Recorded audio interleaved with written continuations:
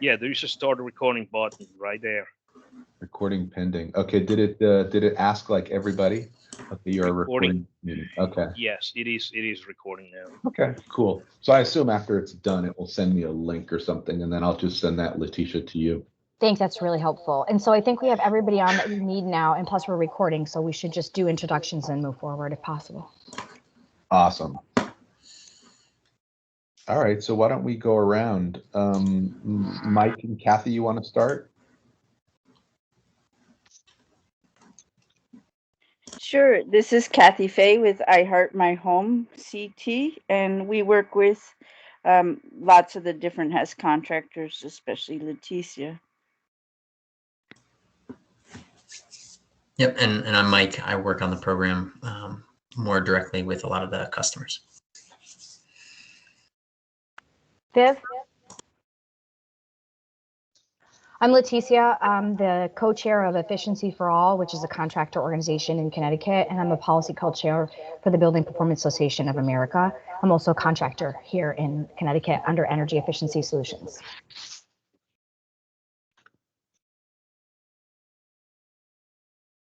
Steph, you want to go? Steph's on mute. Okay. On mute. There you go. Can you see me, guys? Because Okay. Vivian said that she couldn't. No, You I can? don't see you. I just hear you. That's weird. Can everybody else see me? I can see you. Okay. Yeah. Yeah. Oh, now I see you. I see you now. You just showed up, Steph. Cleaner, New England Smart Energy Group, and I'm a vendor in the program for the past 12 years now. So I'm Vivian Perez, and I'm also a contractor in the program, and we specialize in energy efficiency as a contractor, and so we do windows and installation and the HES visits. So. Awesome. Good morning. I'm Rebecca Baez Castro. I'm a vendor in the program from Energy Efficiency Solutions. I'm the office manager here. Hi, good morning. This is Joe Roy, the branch manager for CMC Energy Services. We're also a HES-IE multifamily and small business vendor. We do have install crews on the HES side and also electrical crews and an apprenticeship program. Awesome. Anyone else?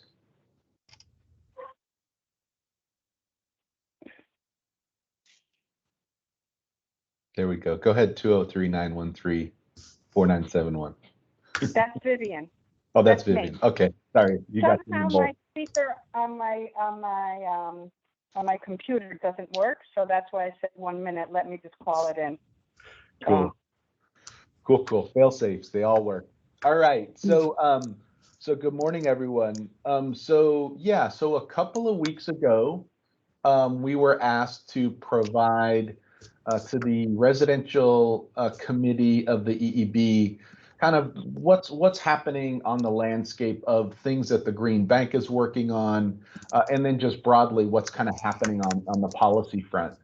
And as I was noting earlier, I think it's a lot to digest, meaning there's so much happening that in the policy world, to try to communicate that now to the markets should be a focus and a priority of ours.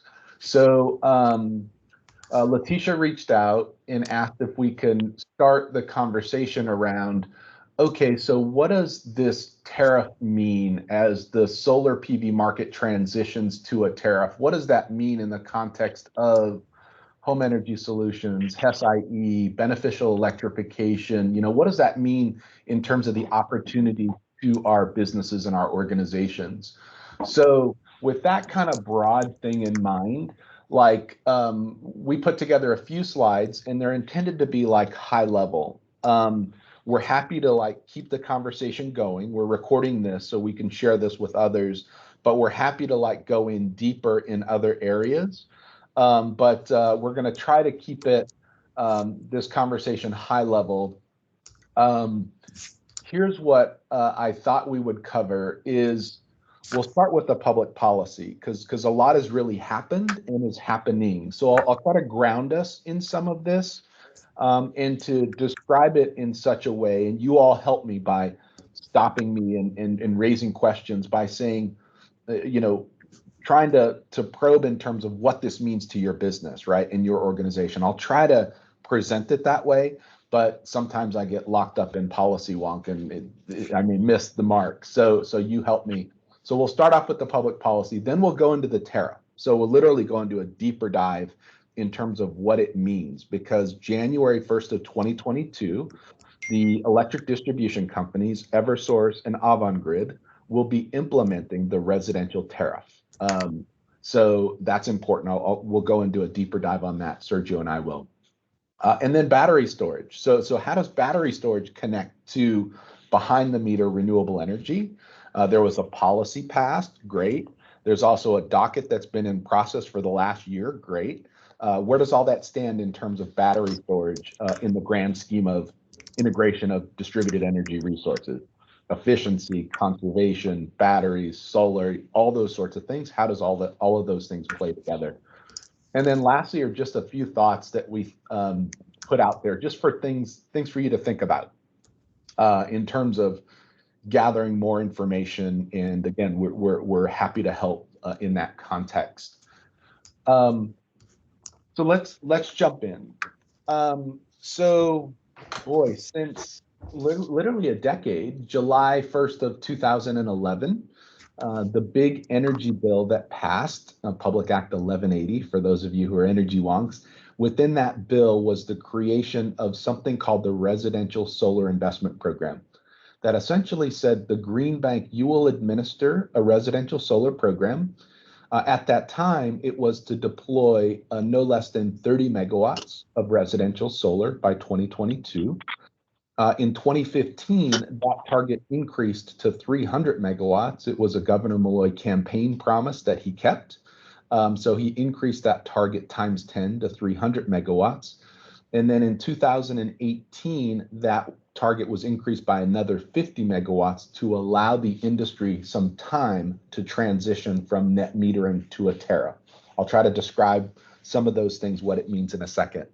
So 350 megawatt target, program implemented by the Connecticut Green Bank. So we've been administering this. Sergio was doing in his introduction that he's taking over for Celia. Celia took over for her predecessor, Dale. Both of them actively involved in the residential solar investment program. That program included HES or HES-IE as a requirement in the program. It wasn't statutorily mandated, but we felt it was important given the need for efficiency and renewable energy to work together. So that's always been an element of the program. The program is essentially over. Like, that may be strong to say, but like, we have approved over the 350 megawatts target. Sergio, I ran some of these numbers this morning.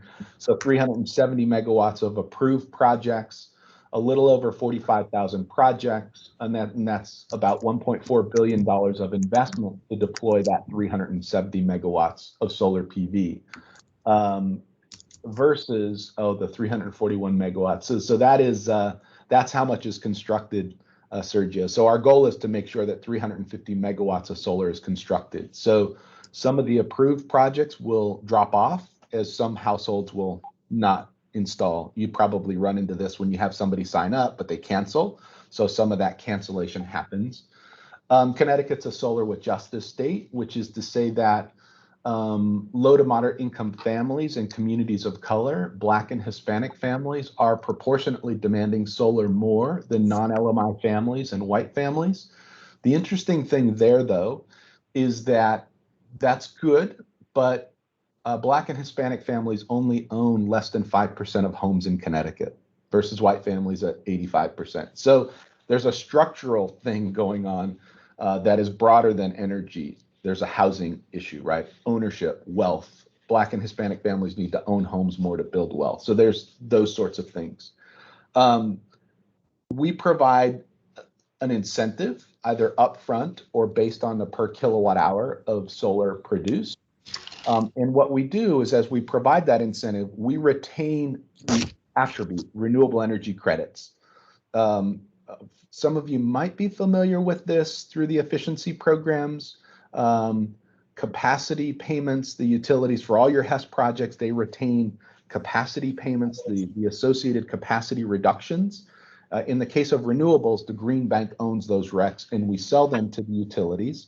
The utilities have to comply to a renewable portfolio standard, and the payment of that helps us pay back the incentive that we're offering up front. The important thing here, though, is that net metering is transitioning. So net metering is a form of compensation for a homeowner. So think of it as, for every kilowatt hour that solar PV system is producing, it is avoiding the volumetric cost that homeowner would have to pay the utility. So the distribution, transmission charges, generation charges, the federally mandated congestion charges, where all the policy costs go. For every kilowatt hour, whatever that retail rate is, that solar PV system is avoiding. That is net metering broadly. It is a retail treatment of what is the value of that kilowatt hour produced. This is what is changing as we go from the RCIP program to the tariff. So in the tariff, I'll just jump down real quickly. The tariff is essentially a volumetric credit. So for every kilowatt hour that solar PV system is producing, the utilities are going to give that homeowner or a financier a specific value. And in the case of the first year, it's looking like that value is going to be 29 cents per kilowatt hour for the power being produced and the renewable energy credits that are being produced. So the utilities will retain those RECs to be compliant to the renewable portfolio standard, and they will give a credit back to the household. So if you think of that 29 cents, that is a fixed price for 20 years. So think of that. That is a fixed rate that homeowner is going to get for every kilowatt hour that solar PV produces for a 20-year period versus net metering. So today, a homeowner could be paying 21 cents per kilowatt hour. That rate can go up or can go down over time. So this is a complete shift in the policy in terms of how homeowners who are installing solar PV or third-party owners are being compensated for the production of that system. So the tariffs, essentially policy begins January 1st of 2022. The docket that has been conducted for what, Sergio? Probably, I feel like a last year, 6 to 12 months, is 2007-01. This is where PURA takes the statute, what got approved in Hartford, and says, okay, we're now going to interpret that into a program that the utilities have to administer. That happened in this docket, 2007-01. And that is laying out the overall design of the program. So EDCs are administering the tariff. The Green Bank is no longer involved. We might be a consultant to PURA, like in terms of all the lessons that we've learned over the last decade, in terms of data collection, consumer protections. We'll probably be an ear and a voice to help PURA working with the utilities to support their administration of the program. So you guys all have a sense of the tariff. Now, the tariff rate setting process was a big deal to the solar industry, right? They were like, okay, if homeowners are paying 21 cents today, then what does the tariff got to be in order to make sure that we transition from net metering to a tariff to maintain the same volume that's happening in Connecticut today, which is about 50 to 60 megawatts of solar PV deployment. So through a process that we weighed heavily in on, the statute says that the tariff rate will be set based on the installed cost of a system and a reasonable rate of return. And it justifies that as just, reasonable, and adequate. In the Green Bank, we submitted all this data from the last 3 years of projects to justify a 10% rate of return was reasonable to homeowners. So when you have the cost of a system plus a 10% rate of return, that gets you to a 29 cent per kilowatt hour average tariff for year one. So there's a lot of things going on in the tariff. but we'll come back. Any questions broadly before I go to the final point? Because the final point is a big kudos to Letitia on multifamily and the efforts that she was working on.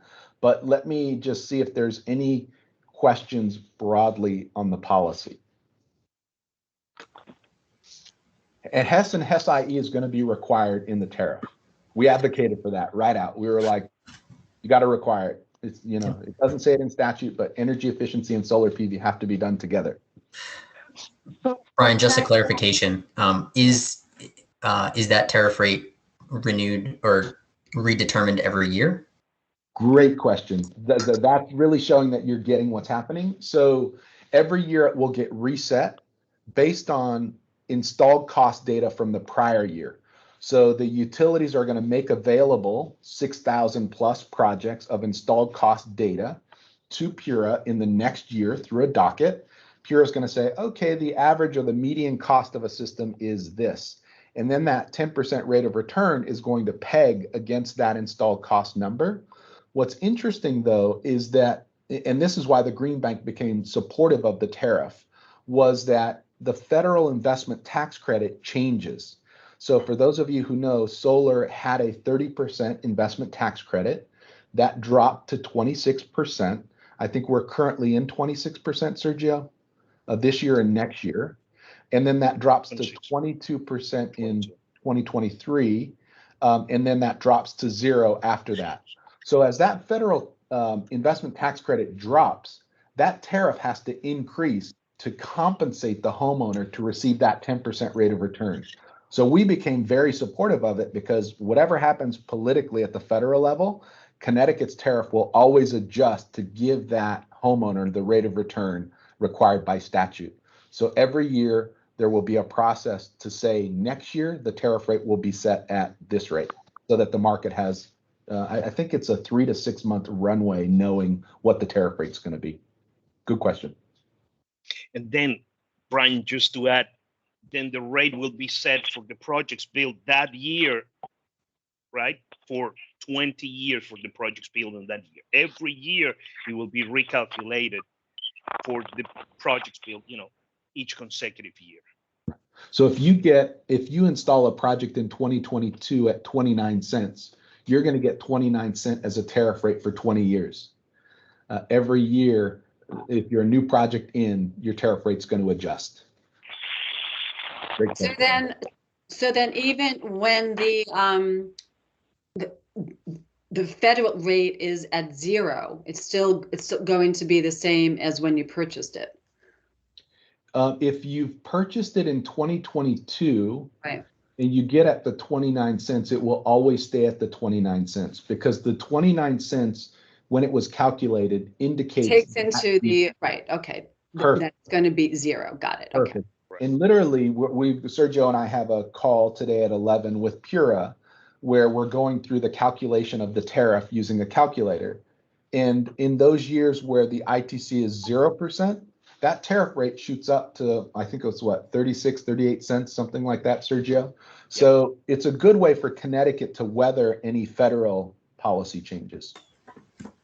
Is there any analysis or indication of how the rate would actually minimize or decrease as local electric rates or costs of installers reduces, right? Because typically that's one of the balance points is when people install in other states, the cost of installation actually drops to shift with that and with customer expectations. So how has that shown up in the modeling? Perfect. So this is going to be the biggest and most important input into the tariff setting is the installed cost number. So PURA is going to require the utilities to collect installed cost data, which we currently do. And you know, the thought is that the more competition you have in the market, the lower installed costs are over time, right? But what we've observed over the years are things happen externally that change markets. Solar City kind of goes bankrupt and gets acquired by Tesla, dropping 30% of your market. The U.S. government imposes tariffs on Chinese manufactured panels, so there are a lot of these external things that can affect that installed cost number. But PURA is very committed to ensuring that the utilities are collecting that data because that is going to be literally, we think, the sole arguing point every year on the tariff setting for the subsequent year.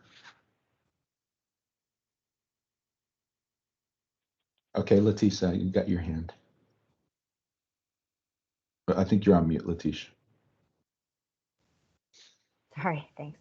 Couple questions. One is, I think, and I haven't read the docket, Brian, so I apologize, but are there requirements in the docket that relate to like low income customers?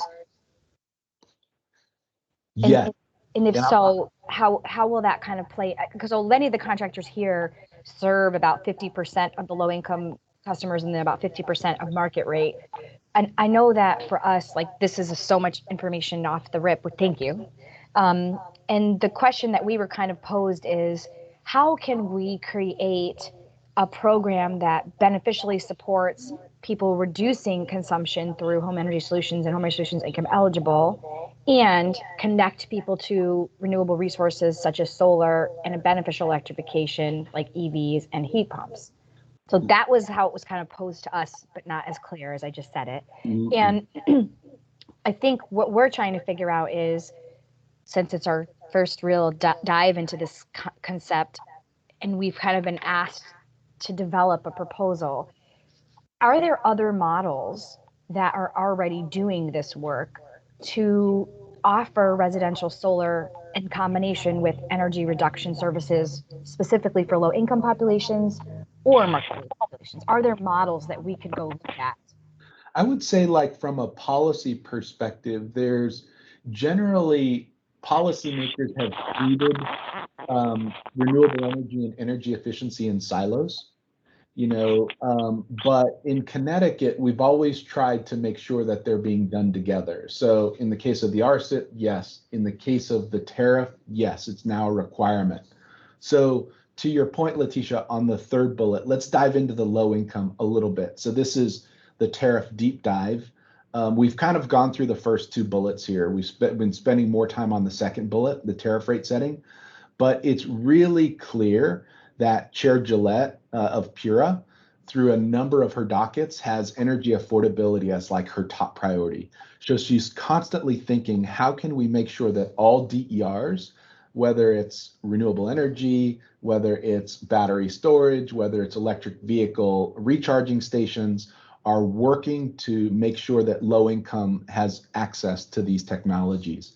So in the case of the renewable energy tariff, there are two adders. It's an either or adder. And just like the tariff rate, when you set it, it's for 20 years. The adder is set at these specific rates, and it's for a 20-year period. So the first one is a low income adder. So if you are a homeowner that has less than 60% area median income, then you would qualify for a 2.5 cent adder on your system.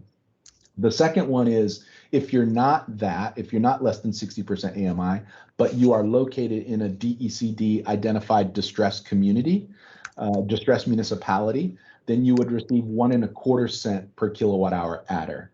So those are two things that the chair, through the process, really pulled out of the process and embedded them into the program. And we think like that, what that is signaling to developers, solar developers, is you guys gotta pick your game up in this segment. Like there's an opportunity to do business in the segment, right? So that's that adder. Of course, tied to it is the energy audit, what we've been talking about. So that's a requirement of the program. But the fifth bullet, we also advocated for, because we think that having direct payment. So think of the kilowatt hours that are being produced from the solar PV system. That tariff rate and the adder can partially or in whole go to a third party.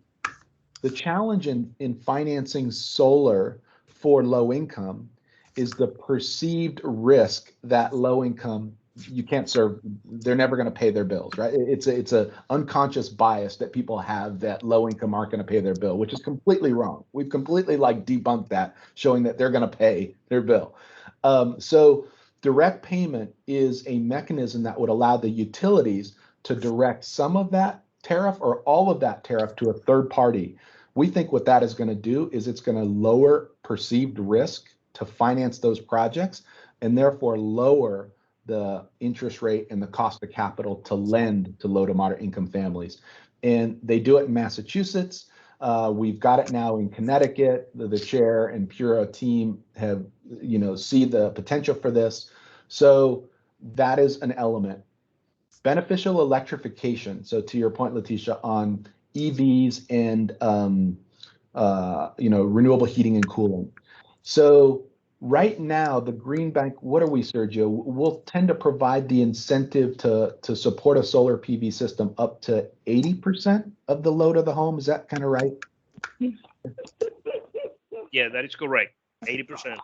Yeah. Of the load. So in the new program, Pura will allow the utilities to size a solar PV system up to 100% of the load of the homeowner. If the homeowner says, we're going to install air source heat pumps, or we're going to buy an electric vehicle, the utilities are then allowed to increase that 100% consumption to a higher level, saying, okay, you as a homeowner can now install 120% of your current load because you are going to do beneficial electrification. So this is exactly an area where the HES contractors and the beneficial electrification contractors should connect with the solar companies and be like, okay, guys, we could give you more business. We could mutually benefit. You're going to get more business by installing more, and we're going to get the business by installing the renewable heating and cooling to create more demand. So this is in a consideration that we have later, which is partner with the solar industry here, because you guys will mutually benefit by having more investment. Bryan, can I ask you a quick question? This is Vivian. Yeah. So I know that you're using the word HES and HESIE and energy audit interchangeably. And I know, like, with some pot, like right now, I'm not sure whether or not that has changed, that it's so, because we call the service that we provide home energy solution, right? So, and it is an energy, it is an energy audit. But so I like Polygen, and I'm just, or any solar company can have their own, I guess, energy audit that is not a home energy solutions, right? Or that's been in the past. Has that changed in this docket that now it's mandated that we must have a home energy solution by a home energy solution vendor, approved vendor, like That's a contractor? Right. Yeah, I think it is explicitly written because when we were advocating, we kind of said it this way. We said home energy solutions are HES-IE. So it's explicitly written in the decision that HES or HES-IE have to be done. The or an equivalent of is not included in the decision. So the utilities have to make sure that HES or HES-IE is embedded into the program, which means then that the utilities as administrators of the tariff have to fundamentally be connected to the programs being run through the EEB, right? Okay, so, yeah. That's fine. I just wanted to make, and so then the next question I have is that you're saying that you're basically handing the torch over now to the utilities to run, to manage the solar portion. Like, and have you been speaking to them about this? Like, what is their, where's their position on this, and how, and what does the transition look like? Great question. So I would say that the policymakers in Hartford made the decision to move the program from a Green Bank administered solar program to a utility administered program back in 2018.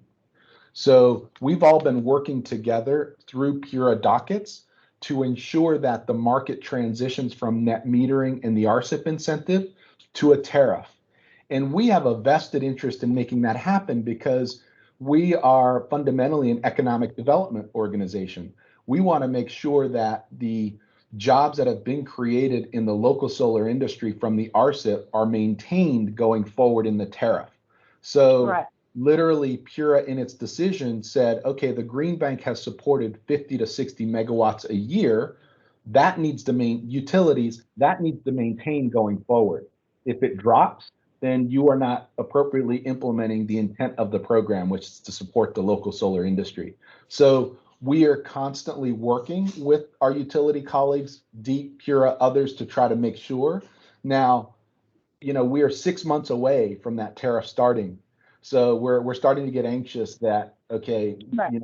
The awareness is not there, even within our solar industry, of like what's happening. So the utilities need to grab this whole program by the horn and say, okay, we're ready to go. Here's what's happening.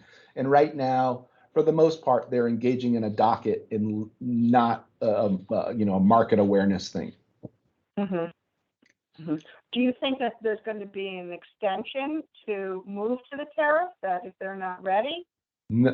I would say like there's not going to be, because Chair Gillette has been adamant with the utilities that the statute says by this date, you need to be ready.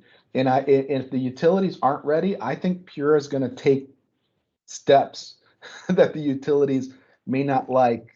Mm-hmm. They've demonstrated that the willingness to do that. So it's got to be ready January 1st of 2022. Mm. Okay. So we're on a short sprint. Kathy had her hand up as well. Kathy. Did I put my hand down? I put it down because I was so focused on what Vivian was saying, but I think I'm concerned about the 5% home ownership versus 85% home ownership rates among the different communities, and I'm trying to think what we can do to I'm just thinking about how do we address equity issues as best as possible within the constraints that we're given, and especially other constraints. I know that this is not about renters, it's about homeowners installing, but I just wondered if we can see how this impacts Great. how this can impact other policies that we could be working on developing as we're watching this and forwarding this. Great. That makes sense. Great. Quite. No, it makes complete sense, Kathy. Like, I don't think we're going to solve yet the structural racism we have in our society that is preventing Black and Hispanic families from building wealth, right? Like, that is a massive challenge for our country. And that housing number is a clear indicator of what the challenge is, right? So, okay, so setting that aside, now going back to Letitia's work on Public Act 2148. So there's a whole front end of that piece that Letitia, if you want to provide background and context, that would be helpful for the group. There's a piece at the back end that was tagged on that I could talk about. But Letitia, you want to do the front end? Okay. So let me talk about the back end. So in the original tariff statute, it defined residential customers as those that lived in 1 to 4 units. And in all the tariff dockets that we all went through, that then meant that multifamily was treated as a commercial and industrial customer, not a residential customer. And when it's treated that way, it has to compete against all those other projects. It has a cap of 50 megawatts. There's no cap in the residential market. So we were advocating in that docket saying, oh, let's create carve-outs for multifamily dwellings. Let's give adders to multifamily dwellings in a competitive environment for an incentive. That just didn't feel enough. Letitia was working on this bill over here, and we were like, well, what if we went back to that old 2018 statute and underneath residential customers said, those that live in multifamily dwellings that are affordable are also deemed residential customers. So when that bill passed, that effectively made all low-income tenants that live in multifamily dwellings now able to receive the residential tariff. So still to be determined in terms of how Pura looks at that tariff rate. But if you think of a 29-cent tariff per kilowatt hour for a solar carport on a multifamily unit where written in statute, the tenant has to receive the economic benefit of that system. Now you're talking about a game-changing like policy. So this is an area clearly where Pura in the future is going to open a docket and where we need all of you engaged in it. And it's going to be things like, how do you define affordable? You know, what is considered, you know, it's those sort of definitional things. But we saw this and we think that given the passage of the statute, that this is going to fundamentally make solar a market for solar PV for multifamily affordable tenant housing. Can I just say one comment to that?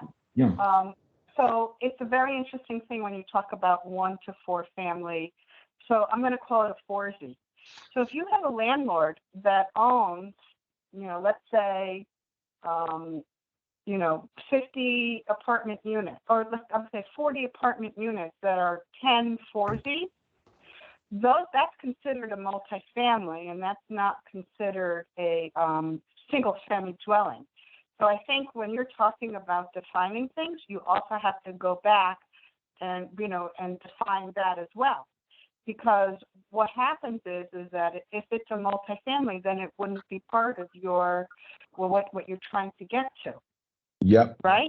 I'm going to send the language that was passed so you all can see it. Like it doesn't make out it doesn't carve out multifamily dwellings for all like condominium owners. It specifically is targeting affordable, and that was very intentional. It's like, so then it's like, okay, then what is deemed affordable? Like, are you using the HUD definition? So that you guys will all see that, and then it's like there will be a process upon which that definition will be further fleshed out. So that is the next step that Pura will look so can you just send it to the email that had the invite to this meeting rather than posting it here? Yeah. So. Yeah, I think what I'll do is I'll follow up with Letitia on sending the deck, the recording, and then like these sorts of links, Sergio, the language of the statutes. Another question. If this building is owned by someone, how is it that the tenants benefit? Great. This is literally what the docket is going to have to figure out. It's like, how does the owner of the property treat common spaces versus tenant metered units? Right. And what Pura is going to be after is making sure that the economic benefit of the solar inures to the tenants. So similar to SCEF, some people call it like the Shared Clean Energy Facility Program, or SCEF, where a 2.5-cent credit goes on the bill of low income. Some people call this on-site SCEF. So the challenge, I think, for us is going to be let's deliver more than 2.5 cents per kilowatt hour value, because if we can give more of value, then we can start to address health and safety, energy efficiency, beneficial. We can use that to subsidize all those other things that we want. So I just want to say thank you so much for this brief overview and diving into some details. As many contractors who are on this call know, the devil is always in the details, and unfortunately so often we wait until the last minute after major decisions are made to discuss rolling something out and how it would actually be applied. And these questions are really good ones. So maybe what we could do, Bryan, and I know it's not your ballpark anymore, that it's kind of moved from the Green Bank to the Pura game. How best then can these contractors who clearly have some great questions that are kind of the meat of the issue, and also the utilities have not really yet communicated to the programs underneath Energize Connecticut. I want to make sure that there is an appropriate structure created. And I do think that the Green Bank could play some role in that, along with Pura and DEEP and the EEB. And we find now that CTAC really isn't addressing these issues. We used to have the discussion we're having with you, Bryan, used to occur at CTAC. And we used to have that with this group of contractors, actually. When the new governor was put into place and the commissioners changed, we lost some key staff at DEEP that we had been coordinating with at CTAC. And so this conversation we're having about beneficial electrification and solar combos and heat pumps and EVs was one that we had on our CTAC agenda that we were going to tackle. But then there was so much transition, and then they changed the format of CTAC in a way that no longer is inclusive of this level of detailed discussion. And so we're finding that we've lost that space to really get information, have critical discussions, do planning and strategy, and ensure that we connect with the other contractors such as HVAC, right? Because we need to do mini splits, and the solar partners. Now, we all have relationships with solar partners because that's how Connecticut works. And we've partnered with them to provide that assessment at the beginning and ensure that the customer gets the reports they need to move forward with their solar. There's multiple types of relationships that are happening with different contractors. And I feel like it would be really beneficial at this point because it seems to me that the state's consultant firm seems to think that we could pull something together and present to the EEB. And this is definitely more complicated than initially communicated. No. And I think that instead, the state really should take action to ensure that there is a fair and equitable process on how this will be created, implemented, and delivered so that contractors aren't left holding the bag. Because what happens so often is someone has a grand idea, like, let's offer this new loan product. And then it gets sent over to the utilities as this needs to be part of Energize Connecticut. And then what happens next is they say, here, do this. And then we have to train our lead technicians, retrain all our staff, buy all the new equipment, create policies and procedures in our internal companies and carry that load at our cost.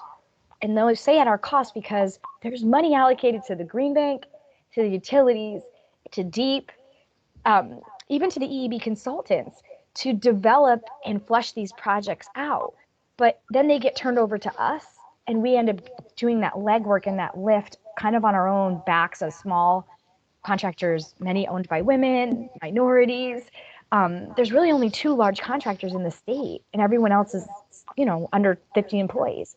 So I'd like to avoid that conundrum this time and instead take a more formal approach like this one here today, whereby we have structured roundtables, open, transparent discussions that we inform all the contractors, not just the ones that work with me, and then really kind of flesh out the details so that the ratepayer isn't crushed in the process or the contractors aren't crushed in the process. I'm not sure exactly how to facilitate that, but that is my true desire. I think this is maybe the start to that, meaning we could take this meeting and the outputs, all the things, the presentations and this conversation, and we could send this to, Letitia, I'm happy to work with you, to, whomever at the EEB. So the first bullet here on considerations is, we need to contact the EDC administrators, right? So Eversource and Avangrid are going to be the administrators of the tariff. So, Sergio, we can flag this in our, I think we've got an upcoming how are things going every 2 months in the tariff docket, where we can probably file a note to Pura with the EDC saying we need to do more to be engaging and raising awareness with all participants in the market. So those are kind of the formalities, like Letitia, of like the dockets and things that you have to do. So Sergio, we should flag that as something to raise. That will then bring the utilities on board to, pushing more of this information out. But I think we could send, Sergio and I will work on a response to today's presentation with all the links. And then, you can send that, with us, whatever, to Richard, to whomever at the EEB and DEEP to start that CTAC conversation and then get that going. We'll also then work it on the Pura side through the docket to say EDC's, let's do more. Partnering, you guys do great. Keep doing that. I think, finding opportunities for those to do more, larger projects and to do beneficial electrification, that's mutually beneficial to both of you guys. Like that, those are going to be great partnerships for you all. Coordinate through the EEB. This is probably like the first one, because on the EDC side, you have the staff who administer the programs. On the EEB side, you have a different structure, right? You got a residential committee, you got consultants. So between the first and the third bullet, we need to figure out how to make sure that both those things are working in the same direction, supporting all DERs. moving in the same direction. And then the last thing is like, this isn't our last conversation with you guys. Like, literally, I didn't cover battery storage. I'll try to cover it like in maybe the last 5 minutes. It's complicated, but we're happy to continue to have these conversations because it's difficult in trying to interpret policy into markets is where the rubber meets the road, right? Like policy is only as good as creating the jobs and doing the deployment that we're after, right? It fails when it doesn't do that. So we're totally game to continue to be involved with you on this. So happy to go back to batteries if there aren't. Does anyone have any other questions? I actually have to hop off, but everyone else can stay on and it's recorded, which is phenomenal. I just have another meeting, so I apologize that it got added to my calendar this morning. Bryan, I just want to thank you and your staff for really taking the time, one, to communicate this to us because we were unaware, and two, to really lay it out this way. And then I know everyone is going to look forward to additional meetings because we are going to have to communicate back to the Energy Efficiency Board because the plan, to my understanding, has to be done by October. So we don't have a lot of time to get anything together if it's going to be part of a 3-year plan. The other part I just want to mention that is critical and has been completely overlooked by the state is the need to train.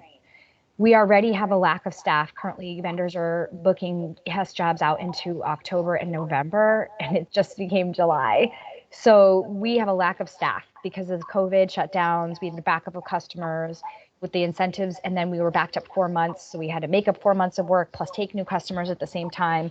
We lost staff because of the pandemic. People are still getting paid to sit home, and the cost of materials has shot through the roof. So with all of that on our backs, and we don't get state support as contractors, so we just get what we make on the ducks in the door. So we don't have the resources we need to do the training, and we don't have enough staff. And so that has really gone overlooked completely, to be honest. And we're in the process now of negotiating with Capital Workforce Partners because they gave us such a small amount to run training programs that we just can't even offer the certifications that are required for lead technicians. So that's something that I would like to raise to your attention. If the state intends to have an effective program with a combination of solar, then we need to really scale up the amount of people that work in this industry. We don't have enough people for what we have on our plates, never mind something new. So that's something we have to really have an open discussion about at CTAC, at DEEP, at the Department of Labor. And in the chat, I added the Department of Economic Development, David Lehman, whom I love, because they are looking at ways to get small businesses to grow in Connecticut. And clearly this is something that they might want to look into supporting with additional resources, loans, even grants potentially to help move these types of projects forward. So thank you again. I'm going to hop off and Rebecca will be on in my stead. Cool. Thank you, Letitia. Thanks for organizing this. Thanks. Thanks, So Letitia. two Just thoughts. a broad question. So going from metering to tariffs, how does that, affect the HES world?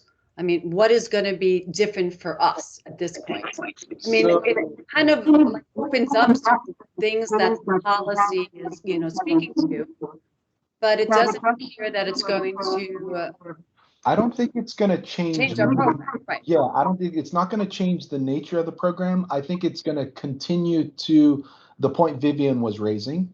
The Pura decision is explicit to HES or HES-IE. It doesn't have or an equivalent audit. It has HES or HES-IE. So that means every project that floats through the tariff has to have a HES or HES-IE. So that's mutually reinforcing. Where I think this becomes additive is when those HES assessments include things like beneficial electrification and EVs, right? So that you can continue on those smart ECMs on top of. And because of the new structure, the customer can get compensated for it. In other words, part of the package that we can promote it, basically. Right. To the customer. Okay.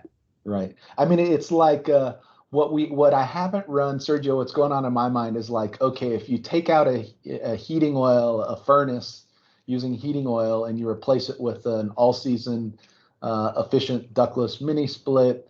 What is the fuel cost change between solar that's providing the power through the tariff to that, which versus the heating oil price right? There's going to be some So economic we would need, improvement. like, show them the economics of it to Yeah. see if it makes sense. And Yeah, also too, but there's not going to be like a rebate we can give for batteries. It's kind of, it's more nebulous, and it's also very dependent on the cost of fuel at the time, et cetera, et cetera. right. But with solar and the tariff, you'll be able to now stabilize that fossil fuel, what you would have had as an unstable fossil Right, fuel. because price, that's and for now be able 20 to years. stabilize it. Right. Yeah, cool. All right, so let's just kind of wrap up. So now, like, this gives no justice to the complexity of battery storage, but let me just give you like a high level, and this is definitely a follow-on conversation. So this session, what also passed was a bill that sets 1,000 megawatt energy storage target by 2030. Big bill. I think this now moves Connecticut into the top 3 probably in the nation in terms of battery storage. It clearly says that Pura will establish and oversee the program. It sets interim targets, so kind of every 3 years, for example, 300 megawatts by 2024. Sergio just let me know yesterday. He's like, Bryan, oh, by the way, there is a battery shortage. There are supply strength. So like, how do we think about achieving goals in the context of a macro market where you've got supply chain constraints? So those are things that we're going to have to deal with. It allows Pura to determine who's going to administer such programs. I'll talk about the docket in a second.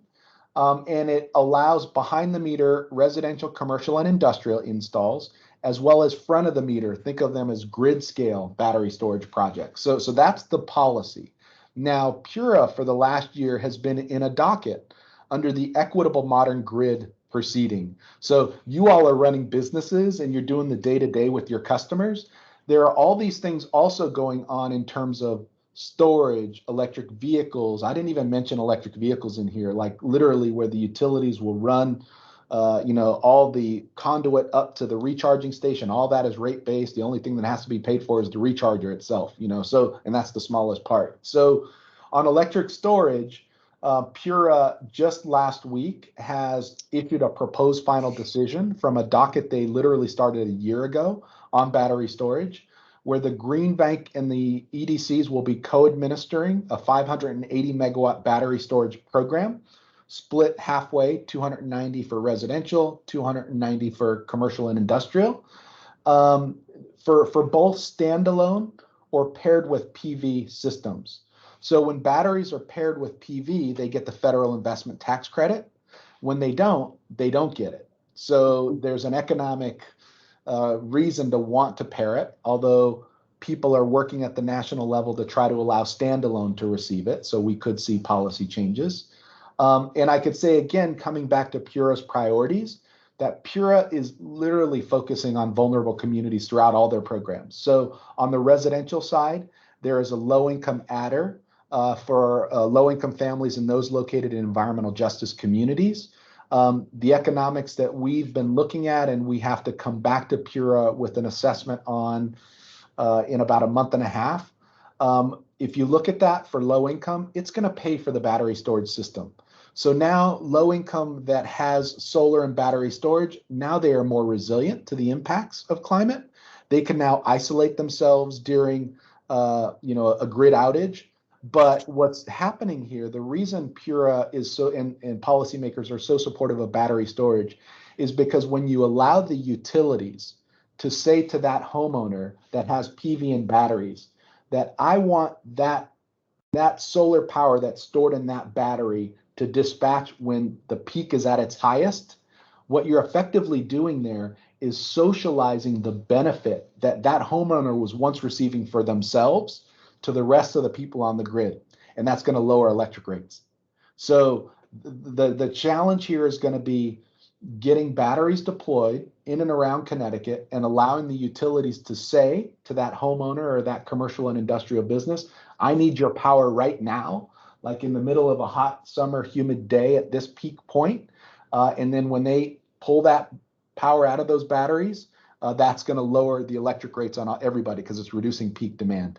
So when you start running those analyses, you all might run into your cost effectiveness test. You might hear that from the consultants at the EEB.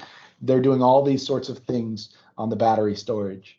So this is going to be great. Sergio, another, as I was putting this together, when we think about our marketing plan and our comments in to Pura, we should also note it would be our intention on the standalone systems to also require HES or HES-IE, so that, you know, with solar, it's going to happen there too, but with standalone, it should happen as well. Yep.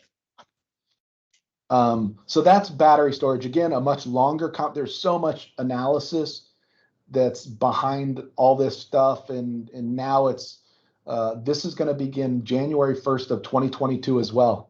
So literally, Pura has issued 24 orders for us and the utilities to file over the course of the next 3 to 6 months. We're excited by it. We think it's going to make our most vulnerable more resilient to climate, and, you know, reduce electric rates. So all of that's good. Mike. So this is Kathy.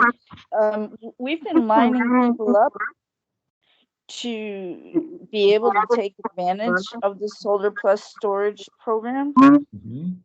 And what happens if it doesn't really come out on time? If it doesn't come out on time, January 1st? Yeah, like it's supposed to, but what kind of guarantees do we have that it's actually going to be up and running? I think that's, Sergio, you help me out here, but I think like the utilities on the battery storage side, we're going to work with the utilities to develop program guidelines and all the documents and things. So starting January 1st, if a customer wanted battery storage, you know, they go through the application process, and the review and approval of that application would hold the spot for that customer to receive the incentives through the program. So on the solar PV side, I would imagine that it would do the same. So Pura is requesting from the utilities that all this documentation and process be done in the coming months, so that starting January 1st, they can start to receive applications in for the tariff.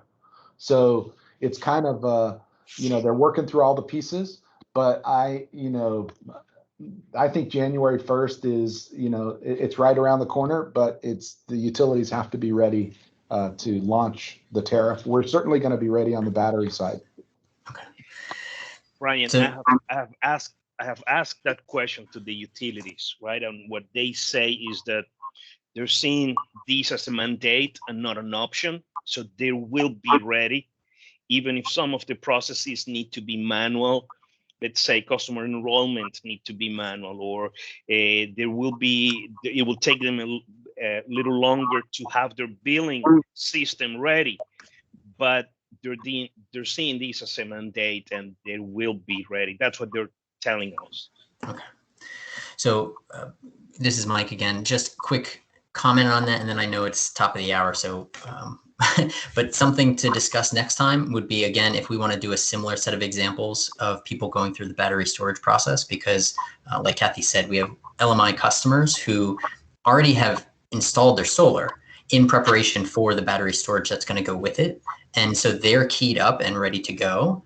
So we'd be happy to work with you to see how smooth is that process, and are we addressing this specific sector that we're, you know, trying to make, you know, possibilities for.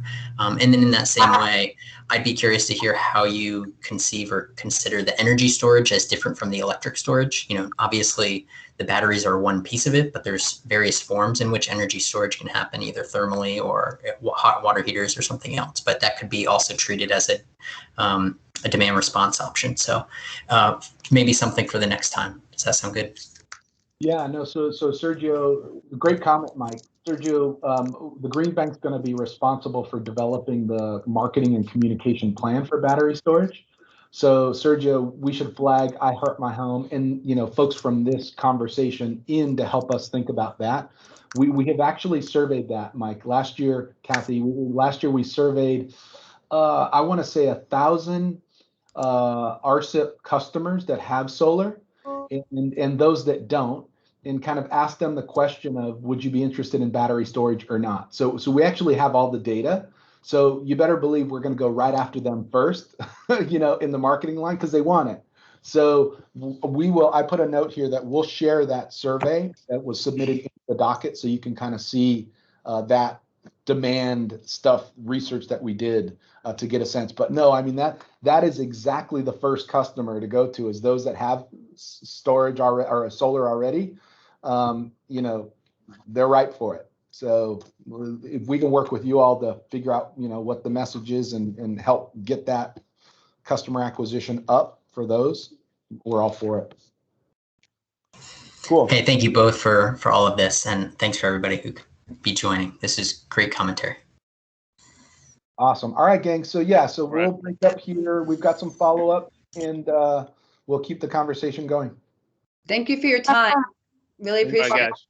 Everyone have a good rest of Pleasure. your day. Bye-bye. Thank you very much. See everybody. Thank you. Bye-bye. All right, sir. I think I'm going to stop recording, and then hopefully there's a link.